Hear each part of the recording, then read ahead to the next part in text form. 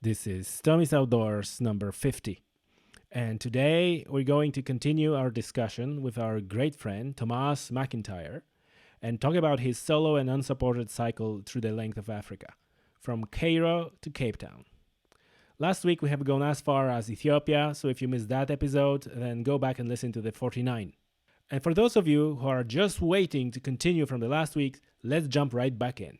Basically, in a nutshell, there was ethnic conflict in the south, and reports were coming out that people were dying, people were dead, people were being shot dead, and that you could see bodies at the side of the road. And I was just like, I didn't come here to see dead bodies at the side of the road. I don't mind dodging stones, but I'm not going down there dodging bullets from AK-47s. So hard to dodge. Yeah, so I was just like, look, safety first. The embassy told me to fly, and again, you have to respect the embassy as well, because Irish embassy. Yeah. So they told me to fly, and that if I continued cycling, that if anything happened, that, they warned me not to go down there. And again, you need to think of it from their point of view. If anything happened to me, anybody who came down to come to rescue me or to help me, you're putting their lives at the risk as well. And then you have to think of their families and their friends back at home. If anything happened to them because of me, so anyway, I flew to Uganda. And didn't miss much cycling, because I ended up cycling from Uganda back into Kenya and then doing East Kenya, which I hadn't planned on doing. Okay. So I got a bit of cycling done there too, which was nice. So I got into Uganda, didn't spend a whole lot of time in Uganda, maybe about just under 2 weeks. So it was nice. One of my how long do you spend in Ethiopia? I'd say nearly 3 weeks. 3 weeks, okay. Yeah, about 3 weeks. Just to have an idea. Yeah, so Egypt was around the same, maybe closer to 4 weeks. Sudan was around, most countries are 3-4 weeks, depending. With the exception of probably Kenya and Tanzania. The rest were kind of, like Malawi was like 2 weeks. The rest were kind of between 2 and 4 weeks. Okay. So I got to Uganda. One of the contacts I had was for the wife of the vice president, so I spent the week with her, staying with her cousin, got to meet the vice president of Uganda. That's one of the questions, like how it must feel weird, because on one end you're sleeping in a truck stops with locals, and you're putting your tent somewhere in another, and then you're being a guest in the embassy, and you have there's a party thrown in. Just like, how did that feel? Was that one of these things where it's like felt weird and not out of place? Yeah. Or was it like, okay, you were just accepting what was going on? Just accepting, just going with the flow. I mean, it was just the complete randomness of it. But again, it was just the way the trip pieced together. It was just so many different things happened, so many cool things happened, that you're just like you said, I mean, one day you're like you said, you're sleeping with the locals in Sudan, and the next day you're shaking hands in the vice president's office in Uganda, shaking hands with the vice president himself. And you're kind of just there like, how the hell did I get to this point? But then you're kind of like, this was the total randomness of this trip. And then the next day you again kind of cycling in the middle of nowhere. Yeah, pretty much, yeah. And you're just like, do you want to just go with the flow? And again, it was just going from, I suppose, out of your comfort zone and just being thrown into these different scenarios where you're in the middle of a desert and then you're in the middle of a city.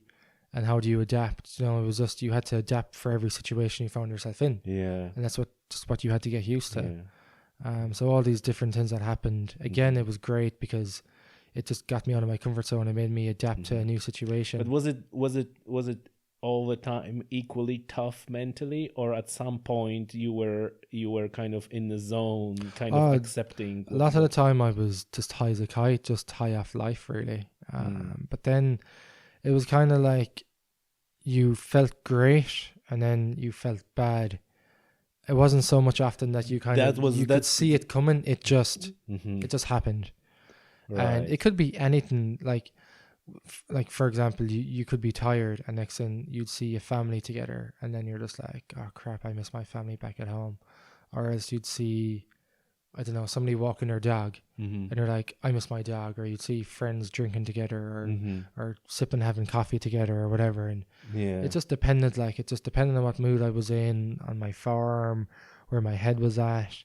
But no, I mean, look, there was bad days, but I mean, there was way more good days than bad days. And that's just kind of Uganda then, yeah, because you went from Ethiopia where it got to the stage where I was just not scared of the people, but it was just like, what's going to happen next? Like, I just kind of put myself into a shell where I wasn't as open with people as I was in Egypt and Sudan. Kind of Ethiopia kind of changed me a little bit, where I was just like, well, I just couldn't trust the people because they took advantage of me a few times. Like I said, overcharging.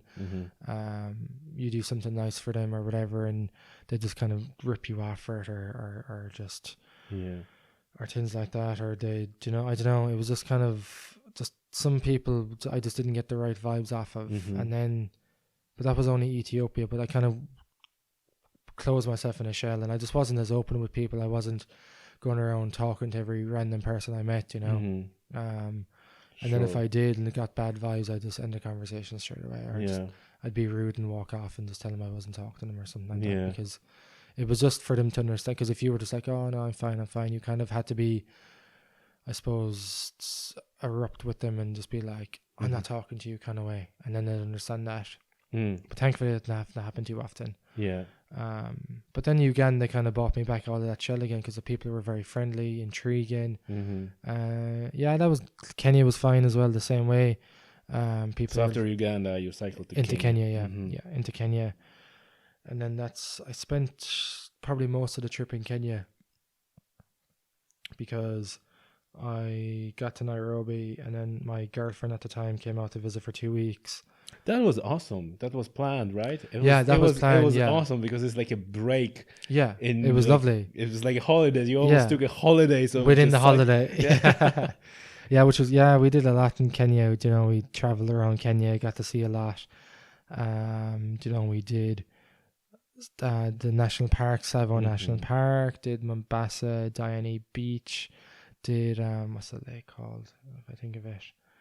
A famous lake, I can't remember the name of it now. I was visited so many different places. Another national park, Hell's Gate, chill in Nairobi for a while as well. Got to see like the elephant sanctuary, the giraffe. So you were not cycling during that? It was like no, not that 2 weeks. That was just a 2-week mental and physical break. Loved it. It was lovely. We had a great time, and then from there went into Tanzania. So after then, your girlfriend flew back to Ireland. So I have a question about that, because on one hand, I thought it's great, right? I saw your picture, your picture with your girlfriend. Like, oh, great! Like they have a great time and great holidays, and I thought it was absolutely brilliant. But then I thought, like, was that break make things harder than to go back to the routine? That was the question I was asking myself. Like, if you didn't back into the routine of cycling, like if you didn't take that break, those holidays, let's call them, you would kind of be in the groove, in the zone all the time. But that was like a break, and you're just like all great and soft, and you have your girlfriend and so on, and then it's like cut, and you're back on your bike again, on your bike, like, and I was thinking, like, this must be hard now. Like, I almost thought, like, you made it harder on yourself because of that. So it was one thing good, and then did that feel like that? It did for the first few days, definitely. But then you kind of again, like, I wasn't even halfway down Africa at that stage. Right. So I mean, look, it was great to have her out. But then I was kind of like, I knew I had to go back cycling again, that wasn't the end of the trip. So you kind of had to, I suppose, separate some emotions, really. It probably doesn't come across in a nice way, but you kind of just had to get back, like you said, back in the zone again. And it was like, it was great. She came out for 2 weeks. We had a brilliant 2 weeks, but now it's back to focus on Cape Town. Because you always had to be alert, because not that I was scared or anything like that, but just in case if anything happened, you just always had to be alert, in the zone, ready to adapt, ready to figure things out if you were put in an awkward situation. So it was just like, lovely she came out, lovely I got to take 2 weeks off, and even before she came out I had a few days off waiting for her to come in. And then I had a couple. I think I took 2 days off after she left just to kind of get ready to go again. And you know, again, you were leaving people you stayed with, but it was just like, okay, gotta just toughen back up again. Get back into the zone. Get back into where my head was at before. And thankfully, kind of, it was a smooth transition back onto the bike again. Oh, really? Oh, that's good. It was actually the second week when, again, the loneliness kind of hit. I kind of hit an isolated part of Tanzania where there wasn't so much people around. Still people out there, but it's not what I was used to. And I was kind of like, it was just really, really quiet because you're used to all this noise. Yeah. Because people are shouting at you. They're saying hello, they're saying how are you, they're shouting their local language, there's people beeping at you, all that kind of stuff. So there was a constant stream of noise. And then I got into this isolated part of Tanzania where it was just quiet. Wow. And I was just like, I hadn't been used to that, I suppose, probably since the Sahara Desert. And I was just like, Christ, like, this is weird. Like, it's actually really, really bloody quiet. So then I kind of hit a bit of a lull again. It wasn't too bad, but I just wasn't in the best of form. But I came out of that when I got to Dar es Salaam because I stayed with the Irish ambassador and his family. And I think I just needed to be in that family environment. I had stayed with people, but there wasn't really a family environment, especially where there was kids as well, because it was just like, I'm back with an Irish family. And it was just really, really, really nice. It was nice to spend time with the adults as well, but it was also nice just to spend that time with the kids as well, because kids think differently to adults, and just the way the kids ask questions about the trip, and just not even talking about the trip, but just hearing about their school and how, you know, they wanted to show you their music or show you around, or, you know, show you what they were watching on television or tell you about their school and school trips and friends. It was just, you could just switch off. And I think I just needed to switch off because when you're with adults, then it's more about the trip. But then when you're with the kids, they just can talk about anything. You could be talking about the trip one second, and the next second then you're talking about, I don't know, a school trip they did a couple of years ago, and it's just like, this is great. It gives you like a break. Was it at any point you wish you didn't take that 2 weeks break? No, I think I needed it. Now things kind of went sour after that with my girlfriend because we actually broke up. Oh, really? About a month after that, which was really tough to take. Cause, oh, I'm sorry to hear that. Yeah, well, I mean, we're trying to patch things up now at the moment, but yeah, that breakup kind of, it was tough to take because usually, obviously, like, you know, if we'd argued in the past, we'd meet up and fix it straight away. Whereas here, I was just thousands of miles away, and I just knew I couldn't do anything to fix it because it was just, I was too far away, and you needed to be in person. It was just long distance. Look, I mean, there's no grudges. Do you think that the trip itself caused it? Or was it just something we've spoken about it? Yeah, it was just like, you know, we've spoken about it, and we're just like, the 2 weeks probably went too well, if you get me, because it was just, we hadn't seen each other in 3 months, had a fabulous 2 weeks together, and then I think it was just the fact that she was going back home, knowing that it was going to be another few months before she could see me again, and she was going back to winter in Ireland, and I was continuing this incredible trip of a lifetime. So I suppose it was just tough to take, and then things just kind of, I suppose it was just the fact that we weren't going to see each other for a few months again, that I suppose the reality hit, and that we just needed to take a break, just to kind of she just needed to step back from the trip a bit, because I suppose up until then, obviously, she was involved on a day-to-day basis, and then it just probably just got a bit too much, and just that we weren't, I suppose, talking like we would have been talking back at home. Obviously, we weren't meeting up in person, so we would have been back at home. So, but no, look, it just kind of went sour for a few weeks, and after that then, you know, we kind of got back in talking terms when things kind of settled, and then we kind of stayed in touch until the finish, and like we've met up since I came home, and you know, things are looking good again, but we'll just see what happens. Good to hear that. Yeah. But look, there's only so much you can get away with doing these longer trips and stuff. So I knew I was putting massive stress on the relationship as well, because you're gone for 7 months. Like, it was a lot to ask of anybody, really. And do you know what? I mean, kudos to her, because a lot of her relationships would have broken up before leaving. So at least we tried. We realized it wasn't going to work.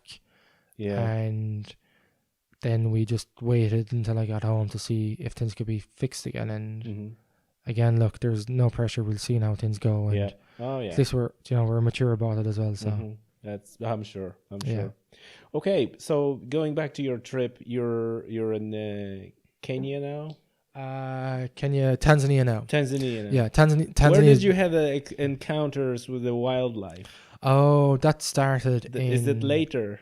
No, I suppose it started in Kenya because, look, Egypt, Sudan is like a continuation in the Middle East, and then Ethiopia is like a transition into Africa, and then Kenya is, they say, where Africa truly begins. Oh, that's interesting. Yeah. So you get to see the zebras, the giraffes, the animals you think of anytime you think of Africa. Yeah. So that all kicked off in Kenya. Continued into Tanzania, obviously. I suppose Tanzania, then you had, I saw a lot of the wildlife in Kenya because when 18 came out to visit, we did the national park, so we got to see like lions and cheetahs and zebras, elephants, all that. But then I got to see them while I was even cycling as well. Now you wouldn't see lions while you were cycling because they were kind of confined to the national parks, but you'd see the zebras and giraffes and stuff like that.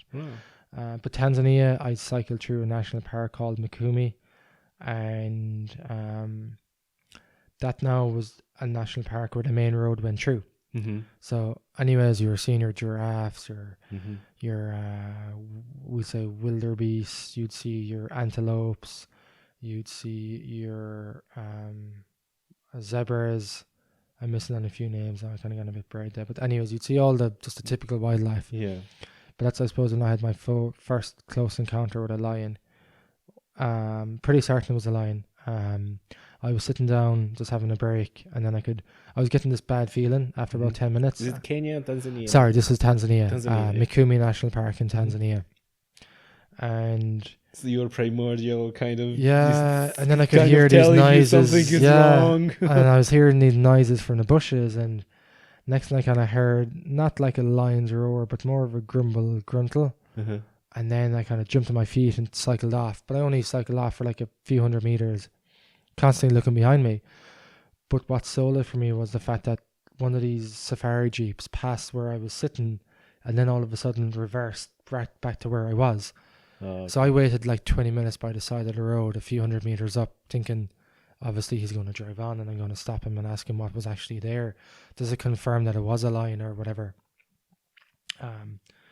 But the fact that he stopped and I stopped for about 20 minutes and they weren't budging and they were all taking photographs and the whole lot. Okay. So, and usually they only stop when they see one of the big five: elephant, lion, cheetah, rhinos, or else the last one is a leopard. And I obviously knew it wasn't an elephant or a rhino. So it would have been one of the last three, but more than likely, and as I found out later on, it was a lion because I stopped at the actual entrance of the park. Got talking to some of the guys there and kind of told them what had happened. And then he was like, yeah, that's a lion. They'd frequently come out to the road. And he was like, there's a few more up the road. And I was like, Jesus, I was like, Christ, like, what do you want me to do? And I was like, will I stop and get a lift? And he was like, no, cycle on, but just, if you see it, just cycle as fast as you can. Oh, for that, sake. Yeah, that was his word of advice. So I was like, oh my but it was word. only 20 kilometers. So I was like, look, I'm going to take the chance because, again, put yourself in a dangerous spot, get out of your comfort zone. And man, for that last 20 kilometers, I was on edge. Just my head was going 360 degrees in every sort of an angle. Oh, God. Waiting for I think he said it was 4 lines. You were and like usually they travel in a pack. Zone 5 and 40 k's per hour. Half an hour, yeah. Heart rate going 90. And now, bearing in mind, you're on a fully loaded bike as well. But it was just like, gotta go as fast as I can. That's it. End of story. Oh my God. That's terrifying. But anyways, I got to, I suppose, this little town, and Christ, I drank a few beers that night. I'm not blaming you. I'm not blaming you at all. Oh man. So that was a highlight of the Tanzania. Yeah. Right. The scenery was stunning in Tanzania as well. Actually, the following day after that, I rode through a lovely, lovely valley. Quite hilly, but absolutely spectacular. Stunning scenery. Again, kind of a bit isolation. There was miles between the big towns, big towns, big villages.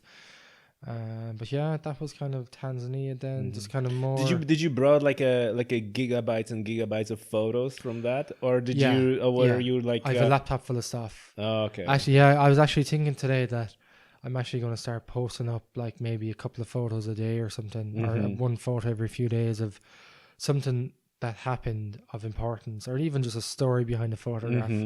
Yeah. And kind of, because as you were cycling, I mean, you know, I was doing all the social media, so I'd put up an update being like, "Oh, this happened, this happened." But like, man, kudos for that, because you even put the videos on YouTube, and I was like, how on earth he have? I stopped though. I have to get back into those again, but it took towards the end. All right, I'll shamefully say I just got lazy, but just tired, because I was just like, I nearly finished a trip. I want to enjoy it. I don't want to be stuck on my phone for the afternoon. Exactly. So I was like, I have lots more to post about. So I have all these photographs on my phone and laptop. It's not even lazy, but like one thing is, like you said, enjoying the trip rather than doing social media. Yeah, I have the content. I remember what happened, and I know the stories behind it. And at least now, I can say, right, just a half an hour, I'll just write up a story behind whatever photograph that I didn't write about before, and at least I can say, well, I have the photograph and I have an interesting story behind it, and just you can relive that particular. And you can go into more detail now as well. It's not just a daily post about the whole day. This is something specific. So you can do that now as well, which will be nice, I think, and hopefully get back doing the videos again. Do you have like with you like a plenty of SD cards and all that? I just moved them onto so I bought a laptop. I bought a stupid heavy laptop. Okay, so you just actually had a laptop with you. And I just use a USB cable and just transfer it over. Okay. Because I don't know, I couldn't find the USB stick for my phone. I had a USB card, but then again, I didn't even have enough space on that, because I was taking pictures and videos, because I just wanted to document as much as I can. So that just any night I was at home on a laptop, I could just open up the laptop and go through all these videos. So more content coming from your social media channels. Lovely. That's lovely. Can't wait. All right. So where are we now? We're heading towards southern Tanzania. From there into Malawi, which is known as the warm heart of Africa. So again, small country, beautiful, third poorest country in the world, Lake Malawi. So again, this was kind of, not to go into too much detail, but when trouble kicked off, this was kind of when I started hitting my lowest points now, was through southern Tanzania, Malawi, and East Zambia. So that was the hardest part mentally. Yeah. So anyways, long story short, stayed in Lake Malawi for 6 nights. I met an Irish guy called Alex, who I ended up cycling with to the end of the trip with, but found this really cool, nice place to stay, and I just couldn't leave it. I said I'd stay 2 nights, and then the third day I was like, you know what, like mentally I'm just not ready to go yet. I'm really enjoying myself here, really relaxing. Just ate food all day, drank a few beers, did a bit of swimming. There was really nice people staying there, new people coming every day. So it was like a really popular, I suppose, backpackers place. And I just really felt at home there. And I was just like, this is just what I need. So stayed there for 6 nights. Was there at any point it crossed your mind to like stay there, like full stop? Yeah. Really? But again, Cape Town was the end goal. So I was like, I got to go. Right. It's good that you had that goal, because I'd still be in Sudan right now. It's trying to renew another visa. But so I continued on. Anyways, I left there. My rack broke. I was in touch with the Irish ambassador, and he invited me to this party. Yes, I remember you had like a technical issue. Yeah. How did that happen? Did you crash, or was it the rack broke in Ethiopia and somehow held on until Malawi? And you're talking Ethiopia, Uganda. You're talking Ethiopia, air transit. Ethiopia, air transit, Uganda, Kenya, Tanzania, and then halfway down Malawi. Right. And these are some big countries like Ethiopia, Kenya, Tanzania. They're big countries. And somehow this rack held on until it finally snapped and cracked. Right. And why it broke? Did somebody hit it with No, it was just, it snapped in Ethiopia, it snapped in Tanzania, and then it just finally, wear and tear, I suppose, is too much just pressure. Wear and tear, yeah. It just finally snapped again in Malawi. But right. Yeah, I was lucky. The Irish ambassador invited me to a party in Blantyre, so we drove down, but on the way we stopped off at another city, Again, gone brain that I can't remember the name of it. Zumba. It was the old capital, but I got a rack for €12, Right. which I still have it.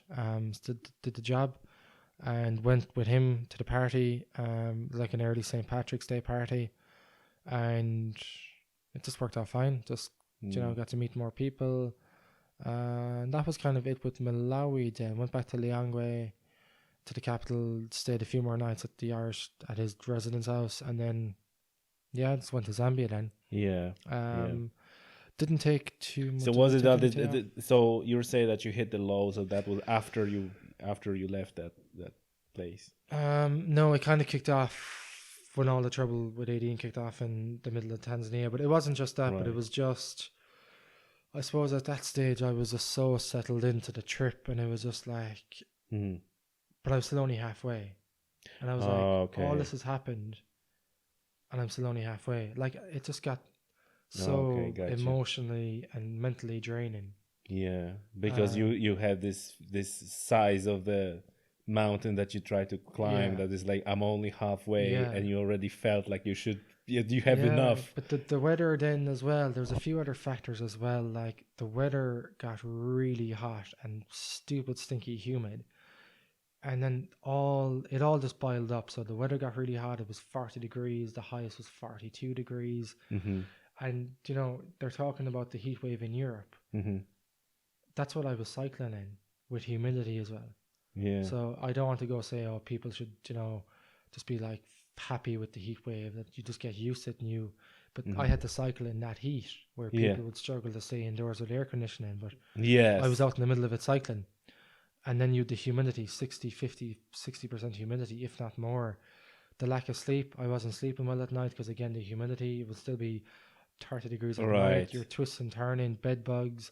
My malaria tablets were starting to affect me because I was getting these phantom itches. I was only getting a couple of hours sleep at night. Which tablets were you taking? Malaron? Malaron, yeah. So you get these phantom itches off them, and it was just mad. Yeah. And then you mightn't sleep because the bar beside you was too noisy.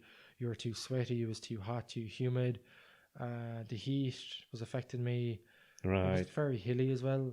So anyways, all this and then I made the stupid decision as well of cycling 12 days in a row in the middle of this heat. Right. To where I finally broke down in Malawi the day before I got to that lovely backpackers. Yeah. That previous day I just absolutely had the second biggest breakdown before Zambia. And like it was bad because I actually shouted at local people as well. Okay. These two drunk guys I bought water, and these two drunk guys came over and they were trying to take some of my stuff, and I was just like, will you just F off and leave me alone? And then there was these two people laughing behind me, and I was like, what the effing are you laughing at? I was just in such a bad headspace, and I was like, I have to go. I was just like, I need to. But that day I was doing I finished off doing, it was a 7.5 hour cycle, very hilly, like 1,500 meters climbing. Wow. Very hilly, very hot. And then I finished in the pitch dark as well. And it was just one of those really, really bad days. I mean, we all have them. And then that night, thankfully, I found a nice backpackers place to stay at. There was this nice Belgian girl who was also just backpacking, and and she was by herself, so we had a lot in common. So we just had a few beers together. We were having a few beers with the owner and his wife. There was just a small group of us together. Yes. And I was like, I desperately needed this because the last sense of community and people. Because the last thing I needed was to be alone that night. Because like I just, God knows what would have happened. Yeah. I think I would have just spent the whole night crying. Yeah. And then the next day I got to that really nice backpackers lodge and stayed there for the bones of a week, and then the bike broke down the next day when I left, and then I was with the ambassador for the bones of a week down in Blantyre back at his house. So it was like a 2 weeks kind of break, 2 weeks of taking and I needed it easy. And then I met Alex and Maryland, the English guy and an Irish guy I was cycling with. But even with them, I was still like not feeling great, and that's when I had the big breakdown, because I had left them. Okay. To cycle on, because it was getting very. So now you're getting to big breakdowns. So the ones that you had so far was not the big ones. Yeah, it was just like a preload to the big one. Oh my But like I said earlier, as I explained earlier, got through it. That night, actually, I had a big breakdown. I actually camped at a primary school.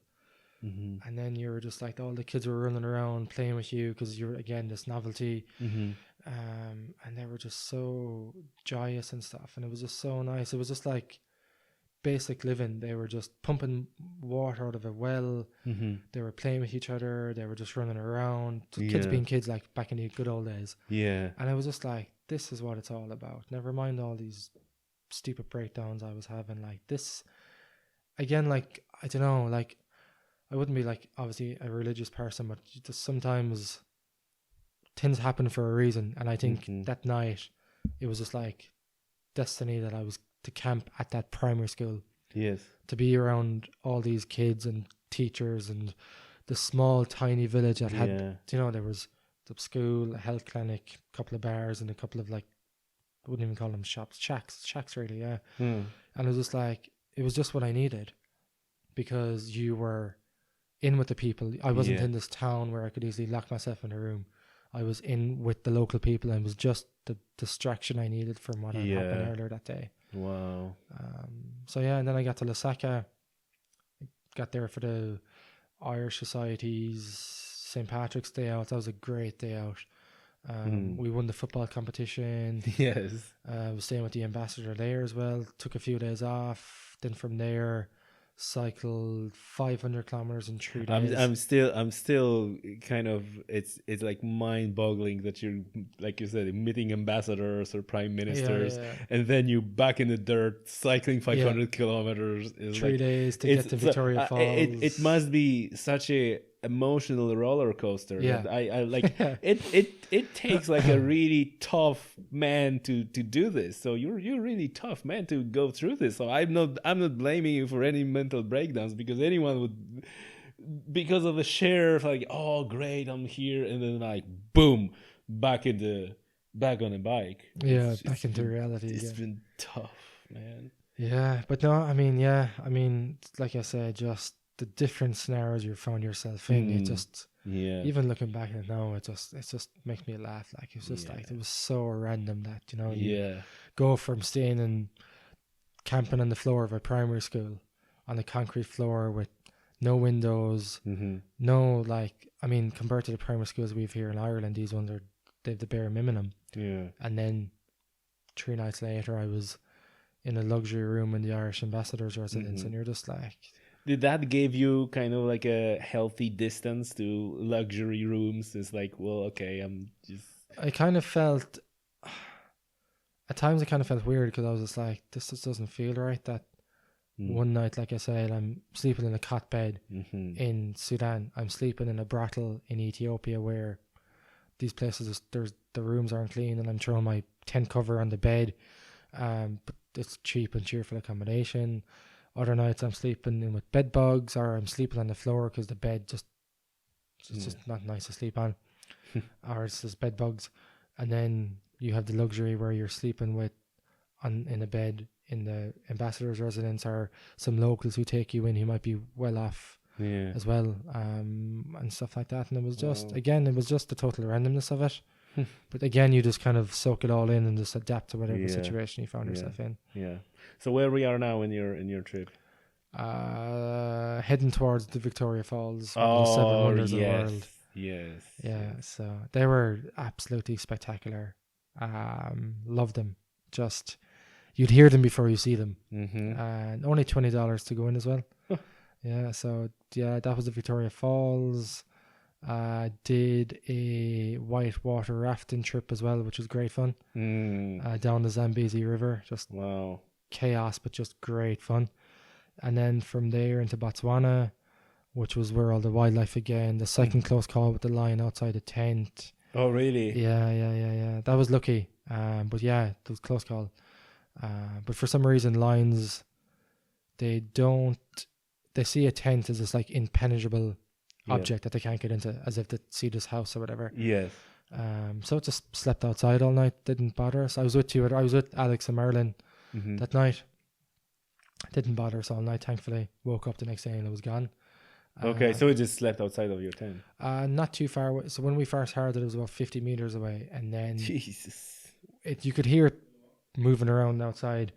And then when we woke up, it was gone, because they don't like the heat, so you'd only see them in the evenings or night or early mornings. But thankfully, you know, the heat at 7 o'clock in the morning was just unbearable. Did you slept well that night? Not really. But then again, you had 3 guys packed into a 3-person tent, because luckily enough, I didn't pitch up my own tent, because I would have absolutely freaked that night if I did. I just would not have slept at all. But thankfully, we were in the one tent together, and you know, we just giggled and laughed and kind of just kind of remained calm in a what could have been a potentially dangerous, life-threatening situation. Wow. Okay. Yeah, and then from there, you're just cycling on Elephant Highway, seeing elephants all day.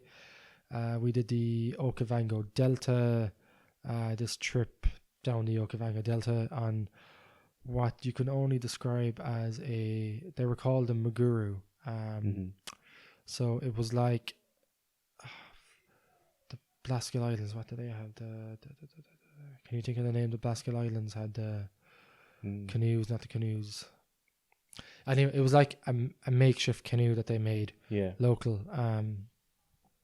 And the locals would just take you out up the Okavango Delta. Wow. And then we did a trip in the Botswana and Salt Plains, which was a complete accident. We got into yes. we got into a lodge, and the owner was going out with his friends and just invited us along. So we did that, and so then that wasn't planned. Yeah, that wasn't planned at all. Another random thing that happens when you're cycling through Africa. Go with the flow. That was kind of it in Botswana. Botswana singled the end of, I suppose, what I call mad Africa. You went from Zambia, where there's people everywhere, again, to Botswana, where there's the size of France, 2.5 million people. So in a way, things kind of got a bit boring in a bad way. That you just didn't have that same attention, that same people, so you'd have more isolation, more gaps between towns. Like, we did 300 kilometers with barely any civilization in Botswana. Wow. More after that and more after that again. Then you're into Namibia, same again. Right. You know, they're just big countries with small populations, but you can see they're more advanced, more well off. Yeah. So in a way, and not in a bad way, but more white people, more African. So in a way, I suppose, Black Africa ended, and you're now in countries where people were more familiar with white people, so you weren't a rare So novelty. where did that start? In Botswana. In Botswana, Namibia, South Africa, the 3 last countries. Oh, okay. So it's very informative how you kind of describing transitions as you go through Africa, and this is only what you can kind of experience firsthand when you do the trip like you did. So that's fantastic. How did you manage, you know, food and sleep and everything on those less densely populated countries? Yeah, I mean, was that difficult? Have you ever in the trip kind of like been in a situation like, oh shit, I don't have anything to eat or I don't have anything to drink? Happened once with regards to sleep in Sudan and food, but I got out of it. But then I knew Botswana and Namibia would be very tricky because they were big countries, big gaps between places, and less people. But so you were prepared. Yeah, I mean, the 2 guys, luckily enough, had a cooking stove, so we were able to cook pasta, porridge for breakfast. Tell us about these 2 guys. They were like their Twitter account is like they cycling on tandem, but they were not cycling on tandem. They were cycling on those elliptical bikes. Yeah, so they did a tandem at the start up until Tanzania, but then they ran into some trouble, so they got saddleless bikes, which were called ellipticos. So the elliptical bikes you see in the gym. Yeah. So they rode those then from Malawi to South Africa. Jesus, that was... Yeah, but they were the same age as me. Well, the English guy, Merlin, was 25, Alex was 23, and I was 24. So it was just so rare to find people your own age, especially another Irishman. So I was just like, look, again, not wanting to sound big-headed or anything, but because they were on those bikes, my bike went a lot faster. Yeah. But I wanted to stay with them. I wanted to wait with them. Yeah. But like during the day, I'd take off cycling and we'd plan to stay at a certain place, or if we had planned to wild camp, I just wait up the road and wait by the side of the road for them or something like that. So it was probably helping you mentally kind of to have. Yeah, it was just nice to have company as well, because again, I'd proven that I could get through it by myself, but when you meet people like that and you have the opportunity to cycle with people, especially people you get on with, And yeah, but it's the only way to do with people you get on because with. if you're cycling with somebody you don't get on with, obviously, no, that would be worse. You better do it yourself. So I was with them, the last remaining countries. But there was times where we'd split up. So like Zambia, I split from them in East Zambia and met them again in Lusaka a few days later. Split with them again after that. Met them in Livingstone. It was really only Botswana and Namibia, South Africa, where we actually stayed together all the time. Which was again just nice to have company. Even just for the evenings, knowing that you get off the bike, you'd have people to stay with. Because another thing as well is, if I had to camp by myself, I get paranoid. So it was just nice to have known that there was other people around just in case. Right. I just wouldn't be great at staying by myself. Is it because of the wildlife? No. It was even just like if I'm at home and in a home alone, I'd get paranoid like that just in case of anything. I don't know. I just don't like being by myself, especially in the dark. So if I was stealth camping in the middle in a field, I'd be very, very nervous. Gotcha. And then I just start thinking these bad thoughts in my head that someone's going to come and kill me tonight or something like that. Obviously, it wasn't going to happen, but just I know. Do you know, I know what you mean. I know what you mean. Okay, so where are we at this stage? You're entering Namibia. So second last country, got to the capital Windhoek. Only spent a couple of nights there. Then started the dirt roads. Got into the Namib Desert. I love the dirt roads. I could feel that through your tweets. It was great, awesome. all fun. Got into the Namib Desert, saw the Sassaflay Dunes, had the most famous apple crumble in Namibia, made our way towards, got back onto the main road, started to make our way towards South Africa, and then crossed the border in South Africa, which is the last country. And then from there, kind of on and off at the dirt roads, because it got really windy and hilly, so I was doing more miles than the guys. So to make up, so for me to do more miles or not to be so far ahead, I'd go off and find dirt roads. So the guys would stay to the main road, and I'd go off the dirt roads to make it longer. Right. And I had some great cycling days in South Africa. And I was by myself. That way you were staying with them at the end, but they say, I could do more miles, but in comparison with the dirt roads in Namibia, where I always had to wait for them, the dirt roads in South Africa, I could just fly off by myself and not having to worry about them behind me, because they were getting constant punctures, or I didn't have to worry that if I cycled for an hour, I could be 10 kilometers ahead of them. So I could just go at my own pace and worry about myself, knowing that they'd be fine on the main road because you had a constant flow of traffic. And South African people were very friendly as well. Okay. So that was my question about safety concerns around in South Africa. Yeah, I mean, again, because we met all these white Africans who pretty much left South Africa because of safety concerns. They kept warning us that something bad was going to happen to us, but I can't think of anything that happened in South Africa. I had an attempted robbery on me when I finished in Cape Town. They tried to take my wallet. I saw them, stopped them, and then they took my phone, but I got it back.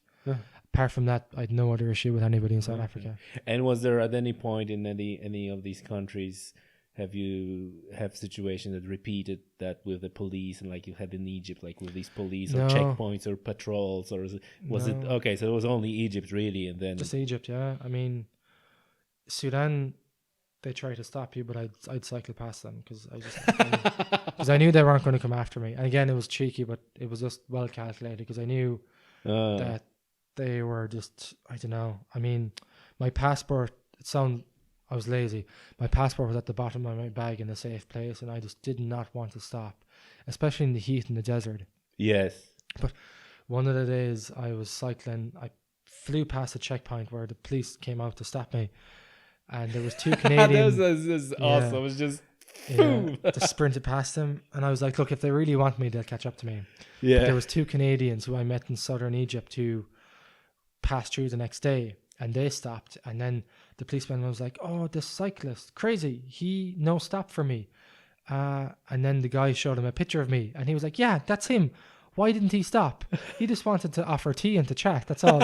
And I, of course, assumed the worst, that he was just going to be like, give me your papers, because another reason why I didn't want to stop was technically I was illegal in Sudan. Oh, okay. Despite the fact I had the visa, I was supposed to get I was supposed to pay the police for their permission for me to be there. Some other sort of a stamp in my passport from the police to say that I paid them for, I don't know, I can't remember what it was now. It was just like a kind of, I suppose, again, Sudan's a military state, so it was like a paid for protection. Not so much protection, but just permission to be in the country. Right. But I never got it in the town I was supposed to so the get. visa is not enough of the permission to be in the country. No.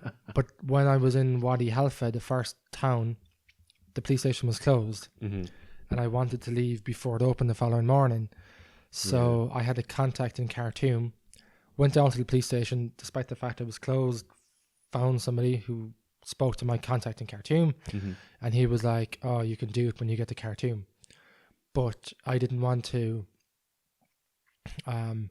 be stopped before, just in case if I met somebody who actually really wanted to enforce the rules, because I mean, for him to go after me could be quite a scalp for him, being like, oh, look who I caught not being in the country properly and all this kind of stuff. And as you would, like, it might be an ego boost for an ego trip for somebody. Yeah. Do you know? But anyways, I got away with it. So, but I just didn't want to stop, just in case if I was asked any awkward questions that I didn't have obviously answers to. Mm-hmm. Have you met the in South Africa, Sean Emsley? Oh no, he was on the podcast. Yeah, he was on the podcast. He was saying like, I'm following Tom, and it's like almost like it's as if my son was cycling. Yeah, He's crazy. He's coming here in August, I think. He did. Yeah, He is. Did you met him? I didn't. I actually recorded a podcast with him, okay. through the internet online. Oh wow, okay. Yeah, but I really like to meet him when he's in August. Yeah, I think he's coming over in August. Yeah. Are you gonna meet him here he's going to Galway. Yeah. So we may organize a trip. Yeah, that would be nice. Because I definitely want to meet him, and if you have a time, we can jump in the car and just both of us drove to Galway. And so Sean, if you're listening to this, we're coming to Galway to you. Yeah, that's awesome. That's awesome. Yes. Okay, so that sums up the trip. You're at, so how many kilometers was that in total, or miles? About 11,000 kilometers in the end. 11,000 kilometers, and it was in 11,000 kilometers, 7 months, lots of calories burned. Wow, lots of beers drank, lots of mountains climbed. And then I was raising money again for the Donald Walsh Foundation, so I'm almost at 20,000 as well. Right. So I'm quite delighted with that sum of money as well. So, and all that money raised goes towards the foundation. Yes. So the trip was out of my own pocket, and mom and dad helped as well, and some aunts and uncles and stuff like that. But whatever is raised goes towards the foundation. So, like I said, nearly 20,000 euros at the moment. Fantastic job. So that's fantastic job. Okay, so once you pass through all that, what are your thoughts? Was it worthy? Was it not worthy? Do you want to do it again? Do you definitely not want to do it again? Yes. Do you see how it goes? Is it too early? Probably too early. It was definitely worth it. Now, whether I want to do it again or not, I'm going back to college after the summer. So it's probably time for kind of real life to hit me now. I will do more cycling trips, but probably not on the same scale to Africa. But you're hinted like on Asia next. I think. But maybe just like smaller trip or something. Maybe like just going out and doing a few weeks in Vietnam and Laos or something, and going back to work. And I mean, you can do that as well. So you don't need to go away and take a full year out and do all of Asia at once, like. But it's not the same. It's like no. But then again, though, even having done Africa, because the goal was always Cairo to Cape Town. There was so much in countries that I missed. So I'm now kind of thinking maybe spend more time within the one country and to get to really know it, rather than just flying through that country and doing a few bits and bobs and then moving on to the next country. Yeah, because you were trying to strike the balance between like exactly. On one end you can, like you said, go in one country and really get to know that country and be everywhere and visit everything. And on the other hand, you can just go like, okay, how quickly can I get from, one point to, and just zip through and you kind of like doing like in the middle. You were persistently going to your goal to Cape Town, but at the same time, but still taking your time. So it was like a kind of in the middle. So you're right. Yeah, I mean, look, 7 months is a long time to spend on a bike anyway. So It's a hell of a time, man. yeah, but look, I'll do my college course after the summer, and who knows after that then. Yeah, But, you maybe go, that bug will kick in again. And you Yeah, say but like I "Well," said, I'll just a smaller trip probably. Just right you now. know. So right now you're saying it's gonna be smaller trip, Yeah, and then you will see. yeah. I mean, I do want to go back to Africa cycling. Mhm. There was one, because I had to fly out of Ethiopia, I missed doing Rwanda, so I do want to cycle around Rwanda, and maybe that's a trip where I can just go out for 4 weeks and just do a 4 week trip around Rwanda and see most of the country Yeah. and spend actual time there rather than just saying, You oh, know, like the other hand, the other thing is that you're a young guy, and now is the moment to do those, right? I mean, yeah, that's true. like people in their late 30s, they probably very few will take 7 months off their life to do something awesome like this. On the other hand, you know, not a lot of people your age gonna do this because they're just not up to it. Yeah. And you've been able to do that, so that's a Yeah, I suppose, but then again, you kind of have to make a living for yourself as well, and I can't keep living at home, gallivanting off, doing cycling trips and coming home to save and go off again, because you kind of just got to progress in life as well at some stage, and eventually, Did you got any pushback from your family, or for you, like, dude, what are you doing, or like, no, you know? No, I mean they were worried, but I suppose after a while they probably just kind of just got into the trip. And I mean, look, parents will always be parents. It doesn't matter if you do this now. One of the Canadians I was cycling with, he was 56, and his mom was in her early 80s, and he called her every day, and she was mad worried. And he's 56, and I was 24, so Right. I don't think it matters what age you are. Parents will always be parents, and they'll always look after you, regardless if I'm doing a bike ride around Slayhead or going biking around Africa. Yeah. They'll still I think they're less worried when you're biking over a Maybe, yeah, but crazier drivers around Slayhead, I suppose. Yeah, you had encounters with some crazy driving in Africa as well, right? Yeah, one or two countries. Kenya, really, I suppose. There was a few close encounters, but I mean, look, it's just, as a cyclist, it's just something you have to get used to. It's just part and parcel of cycling, really. It's just because you're on the main roads or whatever, and you're just going to have to deal with traffic. It's hope, obviously, that nothing bad happens, and luckily enough, it didn't get to the point where nothing bad did happen. There was plenty of close calls, but touch wood, I was able to avoid any collisions or anything like that. Would you do it again, giving the time machine scenario? You go back and do Africa? Yeah, I mean, like, if you go back, I suppose, let me formulate that question. If you had a time machine and you go back to the time before you left, but know already, or now, would you do it again? Absolutely, yeah. Right. Of course. I mean, look, it was a once in a lifetime experience, once in a lifetime opportunity, so I would not want to do it. Would you do anything different? I don't think so. I think I just, I mean, look, it was such a unique trip. Yeah. And, I don't want to have any regrets and be like, oh, I wish I did this different or that different. Yeah. Oh, no, it's not in that way. But I remember that on our previous podcast, you were saying, like, well, I'm not really big in planning. I'm not planning those trips like a lot, but maybe this one I'm going to plan a little bit better, and you prepared a little bit better. So I'm just wondering, like, would you prepare even better, or whether it was it was just planning, fine the way it went. Really, it was just fine the way it went. Right. Awesome. Tom, is there anything at all that we haven't touched on but you wish we would? I don't think so. I think we've fairly covered all of it, to be honest. Just if anybody who's listening hasn't been to Africa, then obviously I definitely recommend going. Yeah. It's a fabulous continent, so just if you haven't been there, definitely visit at any stage if you can. Yeah, Tom, thanks for your time, and no problem. Thanks for having me again. Thank you for walking us through, or cycling us through Africa, the comprehensive,